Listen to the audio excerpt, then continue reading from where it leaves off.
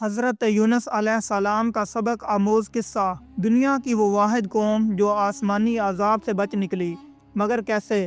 اصل حقیقت دیکھ لیجئے اس ویڈیو میں۔ ایک نبی جنہیں اللہ تعالیٰ نے اپنی قوم کی ہدایت کے لیے بھیجا۔ یہ وہ زمانہ تھا جب انسان اپنی دنیاوی طاقت اور دولت میں اتنا گم ہو گیا تھا، اللہ کو بھول بیٹھا تھا۔ دریائے دجلہ کے کنارے ایک بہت بڑی اور مشہور بستی آباد تھی جس کا نام نینوا تھا۔ یہ بستی اپنے ہرے بھرے باغات، وسیع مارکیٹوں اور بلند و بالا محلوں کی وجہ سے دور دور تک مشہور تھی، لیکن شہر کی چمک دمک کے پیچھے ایک گپ اندھیرا چھپا ہوا تھا۔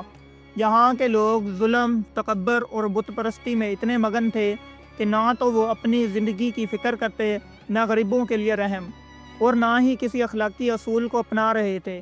ان کے بت جو مٹی اور پتھر کے بنائے گئے تھے، ان کے رب کی جگہ لے چکے تھے۔ ہر طرف فریب، جھوٹ اور طاقت کا کھیل چل رہا تھا اور انسانیت کی قیمت بھول چکے تھے۔ اللہ تعالیٰ نے اس قوم کے لیے اپنے پیارے بندے اور حضرت یونس علیہ السلام کو بھیجا۔ آپ کا مقصد صرف یہ تھا کہ لوگ سیدھا راستہ اپنائیں، اللہ کی عبادت کریں اور اپنے اعمال کی اصلاح کریں۔ حضرت یونس نے کئی سال اپنی قوم کی ہدایت میں گزار دیے۔ آپ گلی گلی جاتے، بازاروں میں رکتے اور لوگوں کو نصیحت کرتے۔ اے میری قوم، ان بے جان بتوں کو چھوڑ دو، یہ نہ تمہیں نفع دے سکتے ہیں نہ نقصان۔ صرف اللہ کی عبادت کرو جس نے تمہیں اور اس کائنات کو پیدا کیا۔ لیکن نینوا کے لوگ اتنے مغرور اور خود غرض تھے کہ انہوں نے نہ صرف نصیحت کو نظر انداز کیا بلکہ حضرت یونس کا مذاق بھی اڑایا۔ وہ طنز کرتے اور کہتے، اگر تمہارا خدا سچا ہے تو ہم پر عذاب کیوں نہیں لاتا؟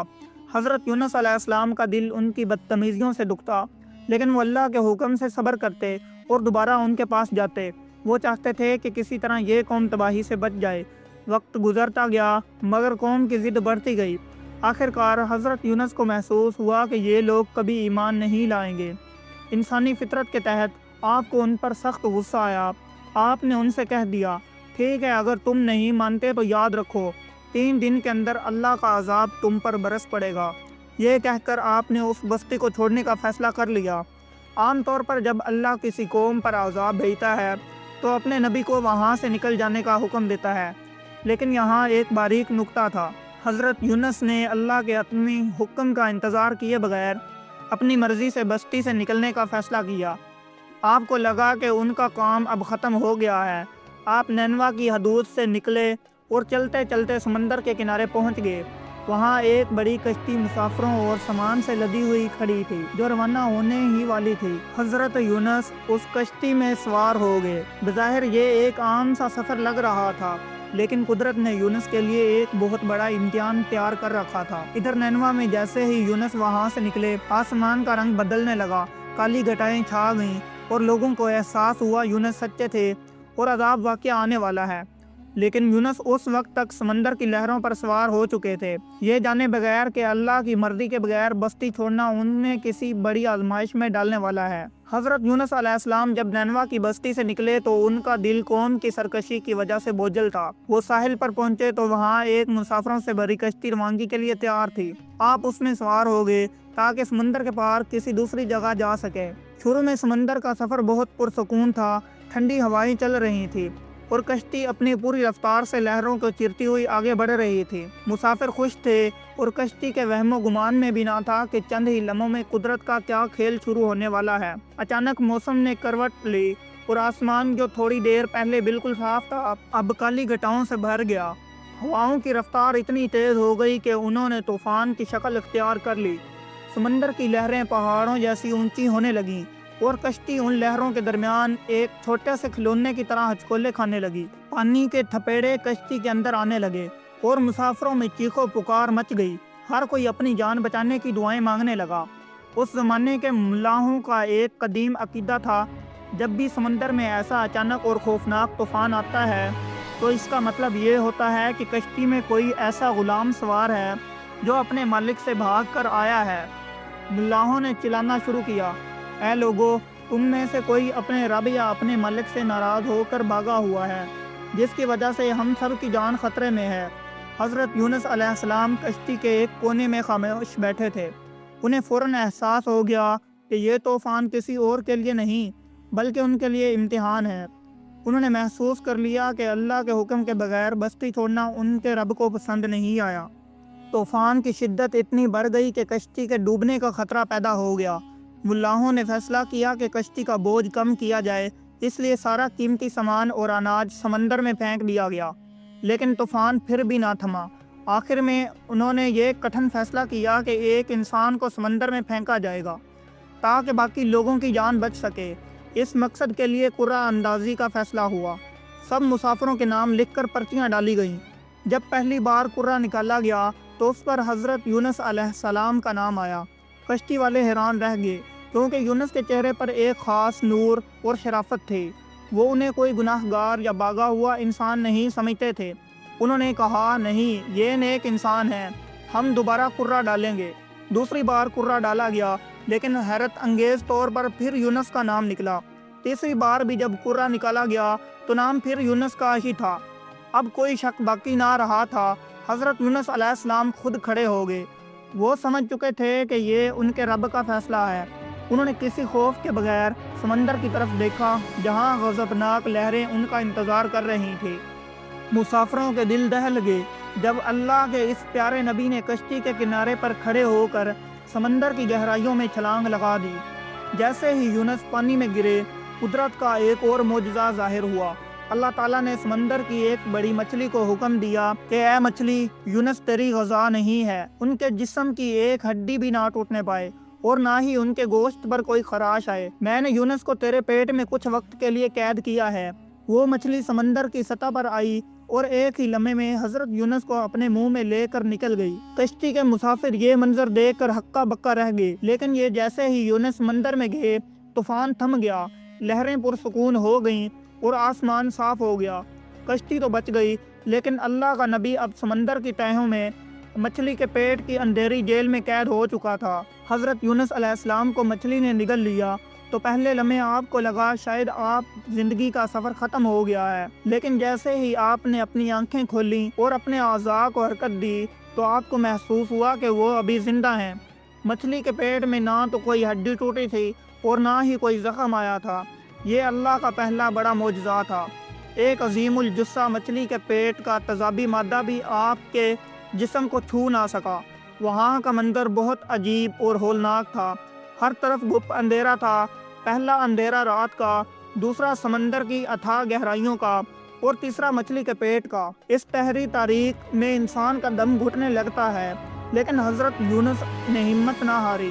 آپ نے محسوس کیا کہ آپ ایک ایسی جگہ قید ہیں جہاں سے نکلنے کا کوئی انسانی راستہ نہیں ہے، نہ کوئی کشتی ہے اور نہ ہی کوئی سہارا اور نہ ہی کوئی پکار سننے والا۔ اسی خاموشی اور تنہائی میں حضرت یونس نے اپنے رب کو یاد کیا۔ آپ کو احساس ہوا کہ بستی سے غصے میں نکل آنا ایک اجتہادی غلطی تھی اور اب یہ توبہ کا وقت ہے۔ روایات میں آتا ہے کہ جب یونس مچھلی کے پیٹ میں تسبیح پڑھ رہے تھے تو سمندر کی دوسری مخلوقات، مچھلیوں اور یہاں تک کہ سمندر کی تہہ میں موجود کنکروں نے بھی ان کے ساتھ اللہ کی حمد و ثنا شروع کر دی۔ مچھلی کا پیٹ ایک قید خانہ نہیں بلکہ اللہ کی عبادت گاہ بن چکا تھا۔ اس وقت حضرت یونس کی زبان پر وہ کلمات جاری ہوئے جو رہتی دنیا تک کے لیے مصیبت زدہ لوگوں کا سہارا بن گئے۔ لا الہ الا انت سبحانک انی کنت من الظالمین۔ اے اللہ، تیرے سوا کوئی معبود نہیں، تو پاک ہے، بے شک میں ہی زیادتی کرنے والوں سے تھا۔ آپ دن رات یہی دعا مانگتے رہے۔ آپ نے اپنی غلطی کا اعتراف کیا اور اللہ کی پاکیزگی بیان کی۔ یہ پکار اتنی سچی اور عاجزی سے بھری تھی کہ فرشتوں نے اللہ سے عرض کی، اے پروردگار، یہ جانی پہچانی آواز ایک اجنبی اور تاریکی جگہ سے آ رہی ہے، یہ کون ہے؟ اللہ تعالیٰ نے فرمایا، یہ میرا بندہ یونس ہے جو مچھلی کے پیٹ میں مجھے پکار رہا ہے۔ اللہ تعالیٰ جو بہت رحم کرنے والا ہے، اس نے یونس کی توبہ قبول کر لی۔ قرآن پاک میں اللہ فرماتا ہے، اگر یونس تسبیح بیان نہ کرتے یعنی دعا نہ مانگتے تو وہ قیامت کے دن تک مچھلی کے پیٹ میں ہی رہتے، لیکن ان کی عاجزی نے اللہ کے غصے کو ٹھنڈا کر دیا۔ مچھلی کو اللہ کی طرف سے حکم ملا کہ وہ یونس کو بحفاظت ساحل پر پہنچا دے۔ مچھلی تیرتی ہوئی ساحل کے قریب آئی اور ایک بنجر زمین پر حضرت یونس کو اگل دیا۔ آپ کا جسم مچھلی کے پیٹ کی گرمی اور نمکیات کی وجہ سے بہت کمزور اور نازک ہو چکا تھا۔ آپ کی جلد اتنی حساس تھی کہ ہوا کا جھونکا بھی تکلیف دیتا تھا، اس کڑے وقت میں بھی اللہ تعالیٰ نے اپنے نبی کو تنہا نہیں چھوڑا۔ جہاں آپ گرے تھے وہاں اللہ نے معجزاتی طور پر ایک بیل اگا دی۔ وہ کدو کی بیل تھی جس کے بڑے بڑے پتوں نے آپ کو سایہ دیا اور اس کے پھل نے آپ کو توانائی بخشی۔ ساحل کی ریت پر پڑے حضرت یونس علیہ السلام کا جسم بہت حنیف اور کمزور ہو چکا تھا۔ مچھلی کی پیٹ کی گرمی نے ان کی جلد کو اتنا حساس بنا دیا تھا کہ ایک معمولی مکھی کا بیٹھنا بھی انہیں تکلیف دیتا تھا۔ اللہ تعالیٰ نے اپنی قدرت سے وہاں کدو کی ایک بیل اگا دی جس کے چوڑے پتوں نے آپ کو کڑی دھوپ سے بچایا اور اس کے پھل نے آپ کو قوت بخشی۔ آہستہ آہستہ آپ کی صحت بحال ہونے لگی، لیکن آپ کے دل میں اب بھی ایک ہی فکر تھی، میری قوم کا کیا ہوا ہوگا؟ کیا وہ عذاب میں ہلاک ہو گئے؟ لیکن نینوا میں ایک ایسا معجزہ ہو چکا تھا جو انسانی تاریخ میں بہت کم دیکھنے کو ملتا ہے۔ جب حضرت یونس بستی سے نکلے تھے تو آسمان پر سیاہ بادل منڈرانے لگے تھے، فضا میں ایک عجیب سی ہولناکی چھا گئی تھی۔ نینوا کے لوگوں کو یقین ہو گیا کہ یونس سچے تھے اور اب عذاب الہی کو کوئی روک نہیں سکتا۔ خوف کے اس عالم میں نینوا کے سردار اور اس کی عوام سب کے سب شہر سے باہر نکل آئے۔ انہوں نے اپنے شاہانہ لباس اتار پھینکے، ٹاٹ کے کپڑے پہنے اور اپنے سروں پر خاک ڈالی۔ صرف انسان ہی نہیں بلکہ انہوں نے اپنے جانوروں کو بھی میدانوں میں نکال دیا اور مائیں اپنے بچوں سے جدا ہو کر دہاڑے مار کر رونے لگیں۔ پورا میدان یا اللہ ہمیں معاف کر دے کی صداؤں سے گونج اٹھا۔ انہوں نے سچے دل سے توبہ کی اور عہد کیا کہ اگر اے اللہ ہمیں معاف کر دے تو وہ یونس کے بتائے ہوئے راستے پر چلیں گے۔ اللہ تعالیٰ جو الرحمن الرحیم ہے، اس نے جب اپنی مخلوق کی یہ طرف اور سچی توبہ دیکھی تو برستے ہوئے عذاب کو روک دیا۔ کالی گھٹائیں چھپ گئیں اور نینوا پر امن و سلامتی کی دھوپ نکل آئی۔ یہ تاریخ کی وہ واحد قوم تھی جس پر عذاب کے آثار ظاہر ہونے کے بعد ان کی توبہ قبول کر لی گئی۔ کچھ عرصے بعد جب حضرت یونس علیہ السلام مکمل صحت یاب ہو کر اپنی بستی کی طرف واپس مڑے تو ان کا دل ایک عجیب خوف اور فکر سے بھرا ہوا تھا۔ وہ سوچ رہے تھے میری قوم کا کیا ہوا ہوگا؟ کیا وہ عذاب میں ہلاک ہو گئے یا شاید صرف خنڈرات باقی رہ گئے ہوں گے؟ ان کے دل میں ایک ہی خواہش تھی کہ وہ جلدی سے جلدی پہنچیں اور حقیقت جانیں۔ چلتے چلتے وہ دریائے دجلہ کے کنارے واقع بستی کے قریب پہنچے۔ ان کی آنکھوں سے پوشیدہ آنسو ٹپک رہے تھے، لیکن دل میں امید بھی موجود تھی کہ اللہ تعالیٰ اپنی رحمت سے قوم کو بچا سکتا ہے۔ جب وہ قریب پہنچے تو پہلے لمحے ہی انہوں نے شہر کی حالت دیکھی تو حیران رہ گئے۔ نینوا کے لوگ سب کچھ کھلی ہوئی جگہوں پر جمع تھے، خاک پر سجدہ کر رہے تھے، اپنے گناہوں کی معافی کے لیے اللہ کو پکار رہے تھے۔ بڑے بڑے سردار، ظالم، عام شہری اور بچے سب کے سب عاجزی کے ساتھ اللہ کی طرف رجوع کر رہے تھے۔ حضرت یونس علیہ السلام نے دیکھا سب لوگ سچے دل سے توبہ کر چکے تھے۔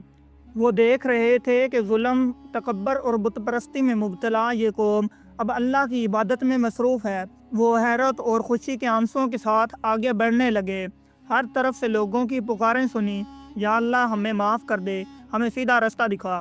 نینوا کے لوگ اپنے شاہانہ کپڑے اتار کر سادہ کپڑے پہن چکے تھے، اپنے سروں پر خاک چھوکی تھی اور جانور بھی میدانوں میں آزاد چھوڑ دیے گئے تھے۔ مائیں اپنے بچوں کو گلے لگاتے ہوئے رو رہی تھی اور ہر طرف اللہ سے معافی مانگنے کی صدائیں گونج رہی تھی۔